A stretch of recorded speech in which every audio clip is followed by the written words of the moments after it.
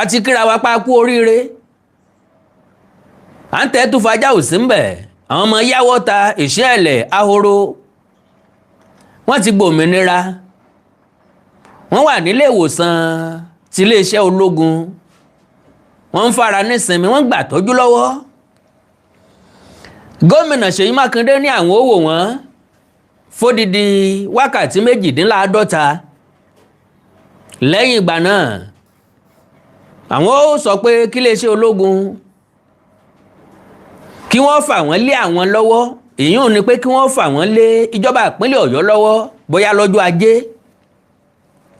àwọn wá ṣe àsopọ̀ bí wọ́n ṣe darapọ̀ pẹ̀lẹ́bí wọn bí wọ́n ṣe darapọ̀ pẹ̀lú ya bí wọ́n ṣe darapọ̀ pẹ̀lú bàbá báwọn ọlọ́kọ bí wọ́n ṣe fojú kan ọkọ wọn padà gómìnà sọ wípé ọmọ kékeré kan bẹ́ẹ̀ tí ń pariwo ìyá òun ìyá òun ìyá òun ẹ gbọ́ ẹgẹ́sìn kẹsẹ̀ ní tàpá ta ni wọ́n kiri bọ̀ níkùn tí ò ní fàbínú yọ ọmọ ọdún 2 láyé ìgbà tiwa ó wà lẹ́nu ọyàn àwa ire odidi ọdún 3 gbáko ńlá ìmúmú láyé àyà wa àyè lọ́dà ayé èbó tẹ́ ń dojú egbò délẹ̀ àwọn ọmọ ìsẹ̀yìn ọ̀fẹ́ fọmọ lọ́yàn mọ́ ẹ̀fọ́ ọmọ lọ́yàn ẹ̀fọ́ ọmọ lọ́yàn ẹ má gbọ́yàn lẹ́nu ọmọ oṣù kan ẹ̀fọ́ ọmọ lọ́yàn mú o ẹlòmíà ló lè fọmọ lọ́yàn jọ oṣù 6 lọ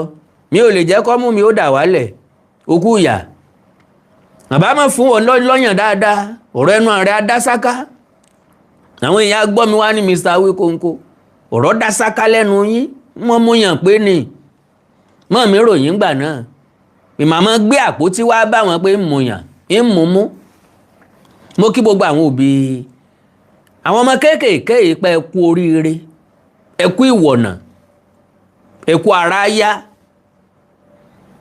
ìbànújẹ́ ò ní dàpọ̀ mú mi ayọ̀ yín láṣẹ Èdùmàrè oríire tó wọlé kò tún jáde mọ́ lágbára Ọlọ́run ṣé gbàgbé bí ọba nídìí obìnrin kì í jẹ́ kúmólú àwọn gbólóhùn bíi mélòó kan bẹ tá fẹ́ béèrè lọ́wọ́ gómìnà ìpínlẹ̀ Ọ̀yọ́ onímọ̀ ẹ̀rọ Ṣèyí Mákindé lóòótọ́ lánàá ńgbà tí àwọn akin ọmọléeṣẹ́ ológun wà nínú igbó wọ́n ní gómìnà bọ̀rọ̀ campaign lọ Bauchi ìyá ń ronú ọmọ ń roka òkú ọ̀pápọ̀ mọ́yàwó òkú retẹ́ ìyàwó gba ṣọ́ọ̀ṣì lọ ntọ́ba kọ́lá wọlé ọ̀bá kọ̀rọ̀ dé àrùn tí ń ṣe lè ń bá jẹ́ ọ̀sọ́mọ rẹ̀ lè ń bá jẹ́ ń sunkún owó ọmọ ń sunkún ọkọ kóńkó jábélé ẹ̀rílẹ̀ ayé bí ẹlẹ́kùn ti ń sunkún láláyọ̀ tí ń yọ̀ ìbànújẹ́ nìkan òtúlù ń tọ́sẹlẹ̀ láwòrò ìṣẹ́ẹ̀lẹ̀ kò dí campaign lọ́wọ́ kò sí wàhálà bó bá ti wù kálukú kí kálukú ọmọ ṣe wọ́n ti wù akámọ̀ hùwà adákẹ́dájọ́ ń wò wá tọ́mọ̀ dá tí ò ní fi síbì kan Ọlọ́run wo gbogbo wa látòkè lágbára Ọlọ́run ò ní fi wá ṣe àpẹẹrẹ bú mọ̀ wá la ní gbólóǹbí mélòó kan tá fẹ́ béèrè lọ́wọ́ ẹjìnà Ṣèyí Mákindé nínú ọ̀rọ̀ tí Ṣèyí Mákindé sọ ńgbà tó lọ wo àwọn ọmọ yìí nílé ìwòsàn ti iléeṣẹ́ ológun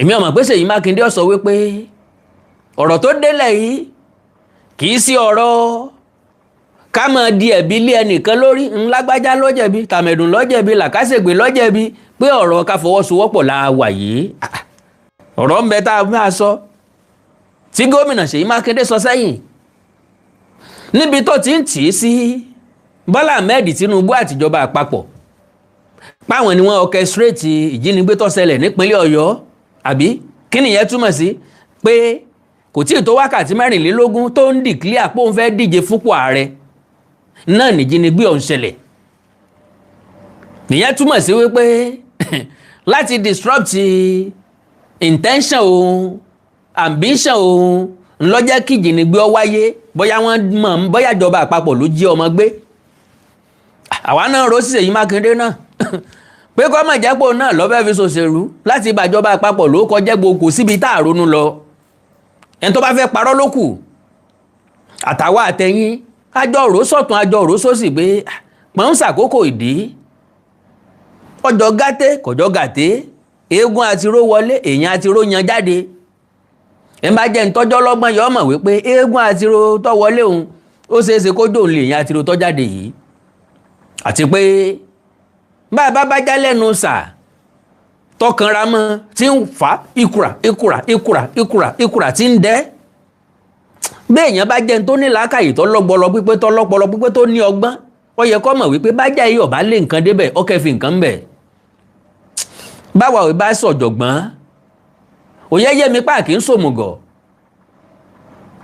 ọlọ́run kẹwa ó fún wa lóore ọ̀fẹ́ bíntín bí ò tiẹ̀ pọ̀ ìyẹn túmọ̀ sí pé ntọ́ bá mú mi tí ń bá ronú gbọ̀nà ibì kan lọ àwọn ọ̀jọ̀gbọ́n kan náà ó tún ronú gbàbẹ̀ lọ wọn ò ní fìrònú ọ̀hún sọ́wọ́ èmi àgọ̀ nìkan sẹ́yìn mo ti ń béèrè pé question ń bẹ láti béèrè lọ́wọ́ Ṣèyí Mákindé kí ló dé tó ní confident pa máa ráwọn ọmọ yẹn gbà láyọ̀ àtàláfíà ẹ farabalẹ̀ bí ìyàwó tó fowó ọbẹ̀ dájọ́ number 1 ìpínlẹ̀ Bauchi ní Ṣèyí Mákindé wà ń gbà tí wọ́n rescue àwọn ọmọ yìí kí wá ní Ṣèyí Mákindé sọ tẹ́lẹ̀tẹ́lẹ̀ tá a fi la ní béèrè láti béèrè lọ́wọ́ rẹ̀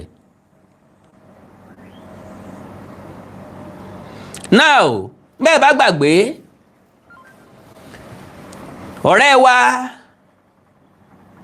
good morning daddy Peter Obi ńgbà tó ń wọ́n bọ̀rọ̀ jẹ́ ó ní could you believe pé Ṣèyí Mákindé ò tí ì receive call látọ̀dọ̀ President Bola Ahmed Tinubu lórí àwọn ọmọ tí wọ́n jí kó láwòrò ìṣẹ̀lẹ̀ bẹ́ẹ̀ bá gbàgbé èmi àkàndọ̀rà kòǹkó wá báyìí mo ní ìjẹ́jẹ́ mọ̀ wípé officially Ṣèyí Mákindé ó sọ fún Bọ́lá Ahmed Tinubu pé wọ́n jí ọmọ kó Ṣèyí Mákindé dúró pé ó yẹ káàrí ó ti gbọ́ bá ààrẹ bá wá gbọ́ ó yẹ káàrí ó lè kí òun pé òun kó ọrọ̀ ọmọ meanwhile bí ìṣẹ̀lẹ̀ bá ṣẹlẹ̀ bẹ́ẹ̀ níjọba ìbílẹ̀ yóò bá ní bíṣọ̀bù yóò dégbò olúgànbí là ké sí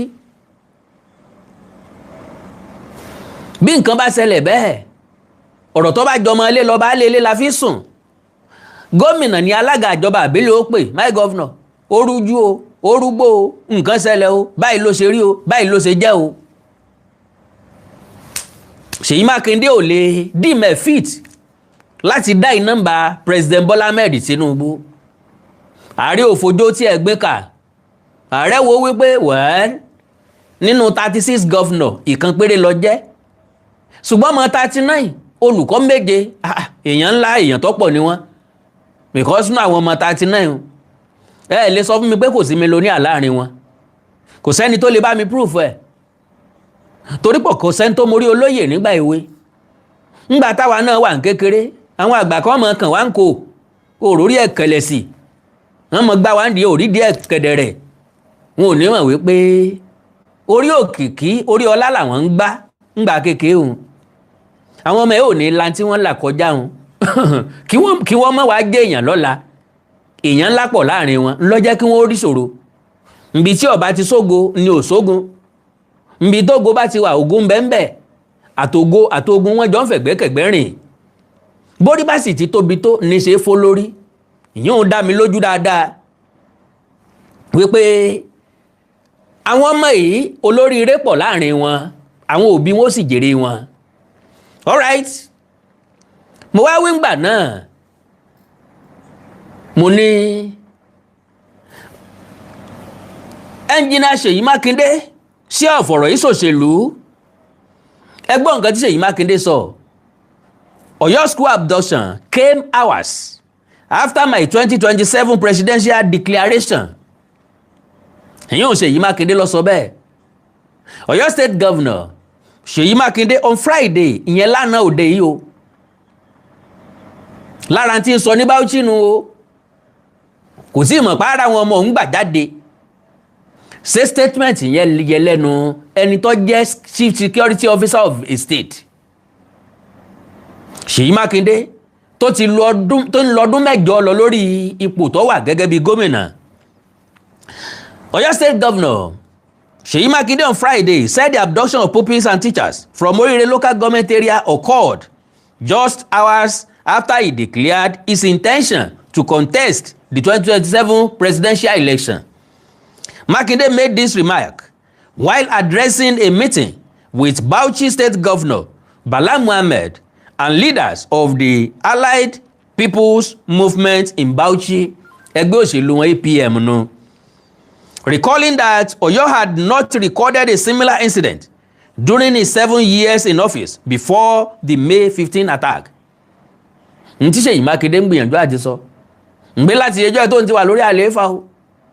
Irú ìṣẹ̀lẹ̀ bẹ́ẹ̀ ò ṣẹlẹ̀ rí. Kí ló wá dé? Tó jẹ́ pé ó ń kéde interest òun. Bó ń fẹ́ dupò ààrẹ. Ní wàhálà wa wọlé wẹ́rẹ́. Wọ́n fẹ́ fi kíní implicate òun ni. Ẹ wòlé ayé báyìí.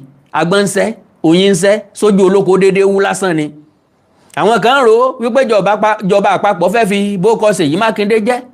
Àwa kan rò wípé Seyi Makinde fẹ́ fi bókọ ìjọba àpapọ̀ jẹ́. Èmi ò sínú ẹni tí ó torí babẹ́ agbádá láti sọ̀rọ̀. Tàbí tí wọ́n sọ̀rọ̀ tí wọ́n pè ń wò wí bẹ́ẹ̀ mọ́. Èrò ọkàn wa ni gẹ́gẹ́ bí èèyàn ẹlẹ́ran ara. Ìwọ náà rò bẹ́ẹ̀. Bọ́ọ̀ bá dẹ̀ lè rò bẹ́ẹ̀, Ọlọ́run kẹ́ ọ. So, he said, and I quote, "For 7 years, we didn't witness anything like this in Oyo State. I declare ó dùn mí, mi tètè extract fídíò yẹn jáde, òun gangan ni bá play. I didn't witness anything like this in Oyo State. Má padà lónú program mi. I declared to run for presidency of Nigeria at 4 o'clock, and by 9 a.m. the following morning, the children were abducted." My lovely brothers and sisters, ǹjẹ́ ọ̀rọ̀ yìí yẹ kó jáde lẹ́nu gómìnà ìpínlẹ̀, chief security officer inú state kan? All right, hours after Seyi Makinde's remark in Bauchi, the presidency announced that all the victims had been rescued after spending 56 days in captivity. The presidency said the victims were freed during a joint operation involving the military, the Department of State Services, and the police, with 8 suspected ajínigbé arrested and others neutralized. According to the presidency, 8 suspected kidnappers were arrested and are currently in DSS custody, while several others were neutralized during the operation. Oyo avoided quick fix approach with bandits in release of the abducted pupils. Commissioner Losobe, the presidency, also said there was no negotiation or exchange to secure the victims' release, despite the abductors' demand for the release of one of their detained kingpins, who is currently facing prosecution. Following the rescue, Makinde expressed relief and thanked the president, the military, the police, the DSS, and other security agencies for securing the victims' freedom. Kí ni ó ń gbìyànjú àti sọ? Ó ń ṣe mí, ó ń gbà mí, á ṣe dúpẹ́ lọ́wọ́ ẹni tí ń ṣe ni tí ń gbá ní. Ìwọ náà ló ní ọ̀sẹ̀lẹ̀ rí. Ìgbà tó sọ pé ó fẹ́ jẹ pírẹ́sídẹ̀ǹtì ńlọ́wáyé. Èké wá lédè tó tún wá ń kí wọn pé wọ́n kú iṣẹ́ takuntakun. Okay o. The governor described the rescue as a big relief in Tosonu, but at least ara ọ̀yà gágá díẹ̀, ẹrù ó kúrò lórí òun díẹ̀, for the families of the victims and the people of Oyo State. No, for you as a governor, the chief security officer of a state. Torí díẹ̀ ń tàlàbá nú apẹ́ ẹ̀dùn kékeré ń tọ̀dọ̀ wá. Ìwọ náà la máa pè, wọ́n la máa pariwo, lọ́wọ́ la máa ké sí, lójò lẹ́rùn. Gomina, kìnnì tí ń pẹ́ ju ẹ bá wa yọ̀ǹda àwọn ọmọ yìí, a ti ń pariwo tẹ́lẹ̀tẹ́lẹ̀ náà. Tinubu also commended the security agencies for rescuing the victims without collateral damage and directed emergency agencies to work with Oyo State government to provide medical care and other support for the rescue pupils and teachers. Gẹ́gẹ́ bí ààrẹ rẹ̀ gẹ́gẹ́ bí àgbàlagbà. Àwọn nǹkan kan bẹ tá a gbọ́dọ̀ gbàgbé ẹni gbàgbọ́ tíjà rẹ̀ ẹja ṣe tiwa fọ́lọ́hun. Ẹ̀yin tọ́rọ̀ kàn, ẹ̀yin tẹ́ wà nígbọnú tọ́jú, ẹ kọ́kọ́ handle àwọn ọmọ yìí. Ẹ bá wa tọ́jú wọn, ẹ fún wọn therapy. Àwọn èèyàn kan ti sọ pé those children need therapy. Nǹkan wọ́n need ju therapy lọ o. They need more than therapy. Wọ́n need ìtọ́jú tó péye. Ẹ sì bá wa fún wọn ní ìtọ́ dáa tí wọ́n ó lè táwọn ọmọ ó fi máa rántí lọ́jọ́ ọ̀la.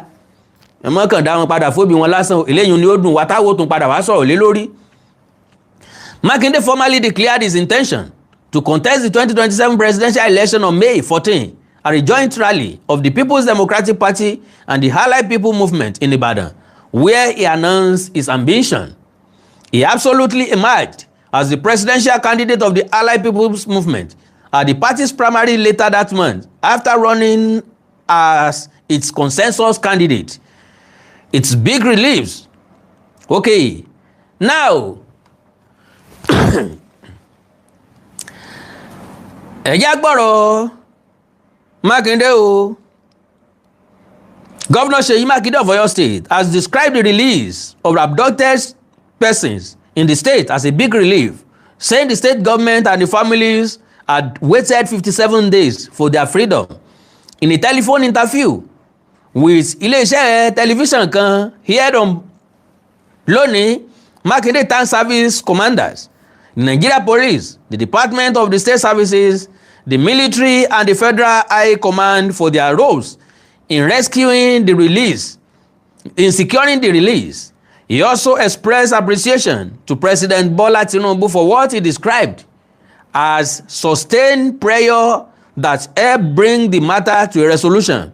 He said, and I quote, "Thank you so much. It is such a big relief for all of us and for those waiting for this past 57 days. I think it's a big relief for all of us, and we use the opportunity to say thank you to our service commanders, the Nigeria Police, the DSS, the military, and the High Command, and of course, the President, for pushing really hard to have this thing done." Makinde said he was overjoyed by the development, but noted that he would speak further once he had gathered his thoughts. Makinde also thanked the media for keeping the momentum in keeping all stakeholders on their toes until the victims were released. Àwa náà kíra wa pa kú oríire tàwọn ọmọ wa tó padà. Now, okay, ọ̀rọ̀ mbẹ́mbẹ́ o. Now, bóyá kí n kọ́kọ́ play ọ̀rọ̀ Seyi Makinde. Ká tó wá treat ọ̀rọ̀ Peter Obi tó ní, can you imagine, presidency ò tí ì pé Seyi Makinde. Yorùbá ní bókè ọ̀bá lọ bá mọ̀ọ́mọ̀, mọ̀ọ́mọ̀ àmọ́ fún rẹ̀ rèé bókè. Èèyàn méjì ò kì í jẹ̀bi kíkí. Bọ́ bá ní lágbájá ò kí mi tàbí tàgbẹ̀dù ò kí mi, wọ́n ní kí ló dé tí wọ́n náà kọ́kọ́ kí. Bí ó bá kọ́kọ́ kí ọ, tí wọ́n bá kọ́kọ́ kí, kò sí ní tó burú ń bẹ̀. Káró sọ mọ́dí, káròdì má sọ kídi ọmọ ti gbófo. Sèfínì wọn ìjìjà kíkí. Now, ẹ máa gbọ́ o, after the Oriire rescue, is Seyi Makinde still waiting for the presidential phone call? Seyi Ọládẹ̀jọ ọlọ́kọ́, Lagos APC chieftain. Ọ̀rọ̀ kìí bẹ̀ ló jẹ́ kí n mú wá. Kò sọ̀rọ̀ tí mo mú wá tí ò ní túmọ̀. The successful rescue of the Oriire abductees is a moment of relief for every well-meaning Nigerian. We rejoice with the parents, families, and the people of Oyo State whose prayer have finally been answered. We salute the gallant officers and men of our security agents whose courage, professionalism, and painstaking intelligence-led operations made the rescue possible. But beyond the celebration lies a political question that Governor Seyi Makinde owes Nigerians to answer. Ìbéèrè tí mo wá béèrè lọ Seyi Makinde rèé. Because nígbà tí mo sọ bẹ́ẹ̀ ń jó ní comment section, ẹnìkan ti sáré ta sí mi. Mr. Wikongo, why are you talking like a kid? Tí federal government ò bá wà aware, ta ló ń control àwọn ọlọ́pàá, ta ló ń control sọ́jà. That means president wà aware nìyẹn. Mo ní president wà aware. Ó yàtọ̀ sí wípé wọ́n inform presidency formally. Òkú tí ìṣẹ́ta ní ọjọ́ tọ̀fọ̀, iṣẹ́ tí wọ́n bá bẹni sí tó ń ti yìn ní rìn, èyí tí wọn ò pe ní síta jẹ́ tó ń ti yà ní rìn. Kọ́sì dìmáàndì kí Seyi Makinde ó kí fóònù mọ́lẹ̀. Hello sir, my president, ìṣẹ̀lẹ̀ báyìí la mọ̀ rí nípínlẹ̀ Ọ̀yọ́ o, ẹ dákun o, ẹ gbà wá o. ẹ ń bá tó nígbà náà lásà fọ̀rọ̀ lọ ẹ gbà wá o. ìyẹn ni pé wọ́n sọ formally bọ̀ kéèyàn kàn máa sọ ọ̀fẹ́ ṣènáwó nìsín wá ń sọ wípé ẹ yẹ káwókó kó gbọ́ after all mo sá ń polówó lórí rédíò ó ṣe mo ti gbọ́ n ò kàn wá ní kọ́ sí demand kó pè mí ẹ ló wá wí kóńkó mo fẹ́ celebrate báyìí báyìí o mo fẹ́ ṣe nǹkan báyìí báyìí o lọ́jọ́ báyìí báyìí o yóò wù mí kọ́ wà ń bẹ́ o ṣèfínì o invite mi nu bí n ò tiẹ̀ rí invitation ní wọ́n máa wọ pé invitation ẹ̀dá máa onínáwó ló pè mí o ẹ pè síta òun ló pè mí ló invite mi n ò yọjú náà wá o. So but beyond the celebration lies a political question that Governor Seyi Makinde owes Nigerians to answer. Is he still waiting for President Bola Ahmed Tinubu's phone call? When I said it the other time, àwọn èèyàn accuse mi bí ẹni pé mi mọ nǹkan tí mò ń ṣe kò sábà sí nǹkan tákàndá ọ̀rọ̀ Awíkonko sọ tí mi ò ní reason and purpose tí mo fi sọ tàbí tó jẹ́ pé mi nìkan ni màá wá ronú in that direction. Torí pé ìwọ lè mọ̀ wípé Ọlọ́run kẹ́ mi ní sọ́jú bá ń lọ Ọlọ́run fún mi lórí ọ̀fẹ́. God bless you. Is he still waiting for President Bola Ahmed Tinubu's phone call? At the height of the unfortunate incident, Governor Makinde chose to shift national attention from the plight of the victims to what appeared to be his disappointment that the president had not personally called him. Instead of inspiring confidence in ongoing rescue efforts, he succeeded in creating a needless media conversation around protocol and political optics. It was an unfortunate attempt to reduce governance to symbolism. Today, the Oriire victims are back home, not because of a presidential phone call, but because President Tinubu did what presidents are elected to do, to take action, to put in effort. Kì í ṣe láti make phone call tí unnecessary. I surface phone call. No, we don't expect that from our president. We need action, and it has shown just like that. Not because of a presidential phone call, but because President Tinubu did what presidents are elected to do, deploy the full weight of the Nigerian state against criminals until justice prevailed. The president understood that victims in captivities needed action, not headlines. But Seyi Makinde needed headlines. Yóò boníròyìn sọ̀rọ̀, àwa mọ̀ wípé inú igbó Odòyọ National Park ni wọ́n wà. A máa rá àwọn ọmọ yẹn gbà padà sẹ́yìn òbí belief wa a máa gba àwọn ọmọ yẹn padà ó ń dì wọ́n mú ó ń ọ̀gì wọn ń ṣe gbáyín ṣàwo at the end of the day kí ló ti di ọ̀gì ẹ̀ jáde Ọlọ́run ràn yín lọ́wọ́. While political actors obsessed over who called whom, wọn Peter Obi nu táǹpẹ́ nìkan kí ni impact Peter Obi kí ni influence ẹ̀ lórí àrùn àwọn ọmọ tọ́jáde yìí gbogbo nǹkan politics ní lọ́dọ̀ Peter Obi ìdínú tí ò fi lè so lórí tí ò fi lè lead wa Nàìjíríà. While political actors obsessed over who called whom, security agencies were painstakingly gathering intelligence, tracking criminal networks, coordinating operations, and risking their lives to bring innocent Nigerians home safely. That is leadership. The irony is difficult to ignore. Those who are busy counting missed calls, àwọn alákọ̀rí wọ́n count iye missed call, contributed little to the actual rescue, while those who said less accomplished the more. Yes, of course. Kí ni Peter Obi ṣe tó ràn wá lọ́wọ́ tó jẹ́ káwọn ọmọ èèyàn wálé láyọ̀ àtàlàáfíà? Nothing. Could you believe that Seyi Makinde has not received phone calls from the presidency? Kí ni olóhùn tẹ̀rín bí ohun egbére hùn?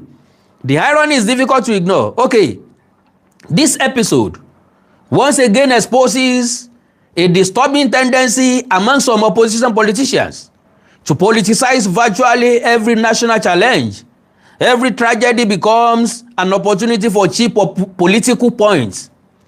Every security challenge becomes an avenue to manufacture controversy against the federal government. It is not needed. And that is not a symbol of a true leadership. Unfortunately, criminals do not care about partisan affiliations.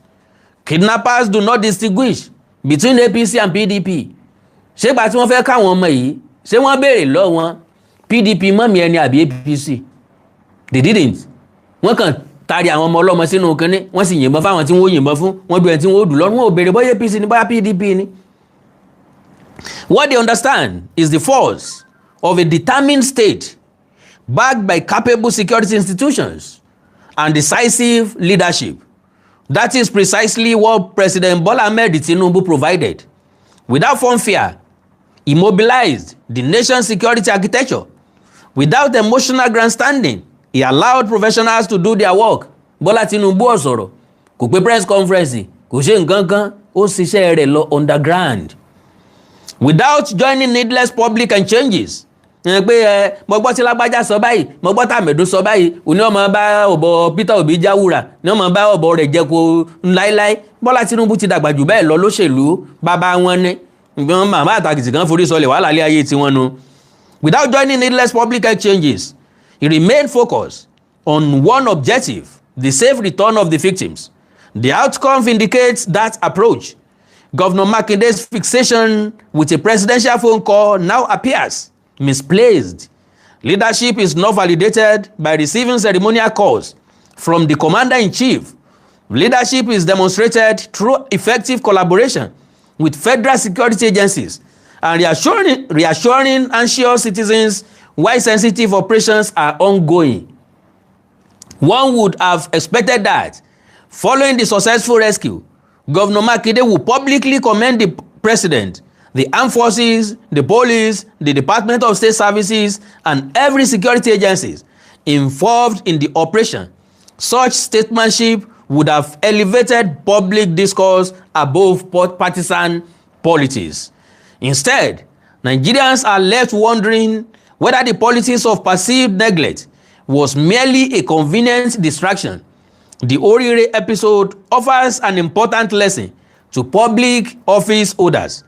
In moments of national emergency, there are no APC victims or PDP victims. There are only Nigerians whose life deserve protection.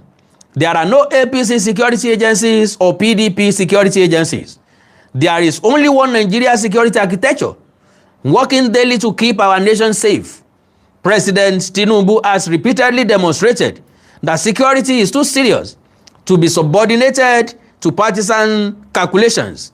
His administration has consistently supported every state government irrespective of political affiliation because constitutional responsibility knows no particular color.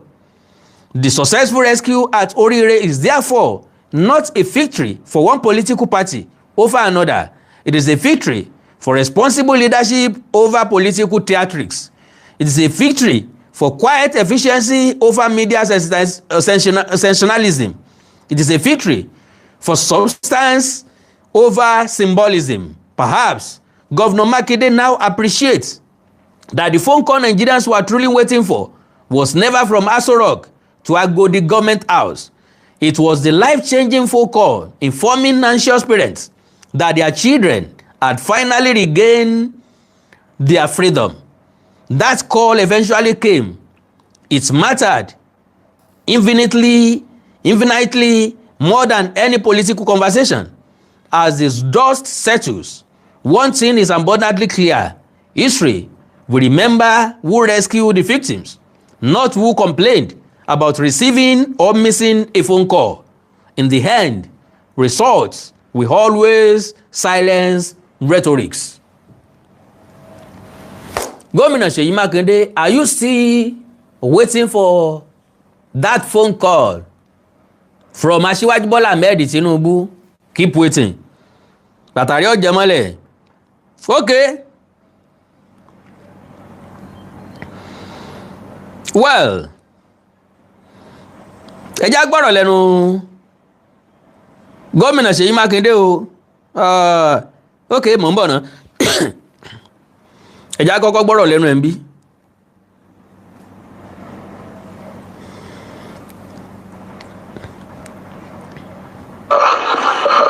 Unbelievable.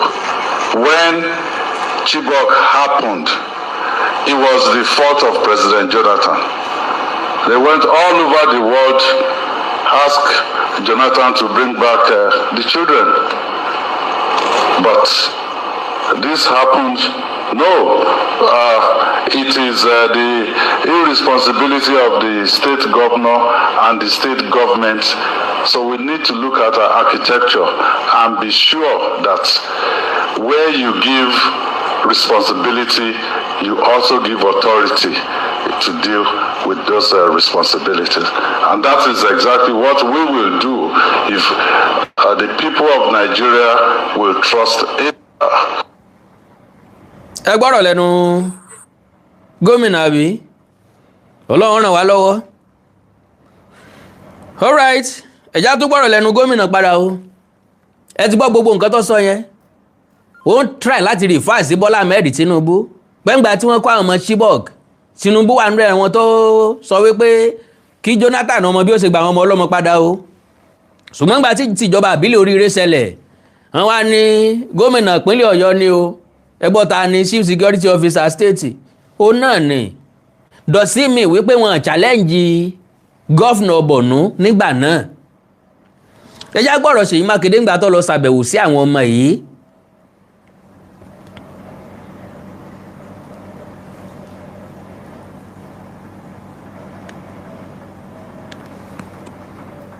The 39 of them, also 5 of the 7 teachers. So we give glory to God and we say thank you to our troops, the officers and men. We lost some officers and part of our troops as well. So all the families that have lost loved ones in this whole process, we want to assure them that their loved ones will not have died in vain. So I'm extremely happy. You've just gone in there to interact with the children and their teachers. What did you take out? What's their state of mind? How are they feeling? We've not seen them, so you tell us what's their status at this particular. First, I can say that they were happy to be out of captivity, just like any of us. When your freedom is taken away, it's a different set of mind. But they are glad to be back. Some of them are still very frail. They have to do quite a bit of medical intervention, post-traumatic issues, to be addressed. But we have the team ready to do that. How soon are they going to be reunited with their families? With the plan right now, we'll watch them over the next 48 hours. So by Monday, we think an assessment will be done, and maybe there will be a formal transfer from the military to the state, and then we can manage the process from that point forward. But also today, we are putting logistics together to at least bring the family members to come and see them. There's a small girl in there that basically she has been asking, where's my mom? Where's my mom? So at least we want the mom to be able to come and then see her. Is there another thing you think we need to know that you want to tell us, sir? The what? Your final message, Governor. Well, my final message is that, look, it's our country. All countries around the world, they do have challenges. So when we're challenged, it's not usually the best time for us to sow seeds of division. It's the best time for us to come together, and confront our challenges. So that's really what, at this moment, I want to say to the people. In the course of the week, I will officially brief Oyo State people and the nation at large on what exactly has transpired. Okay. Ṣèyí Mákindé máa sọ nǹkan tó transpired.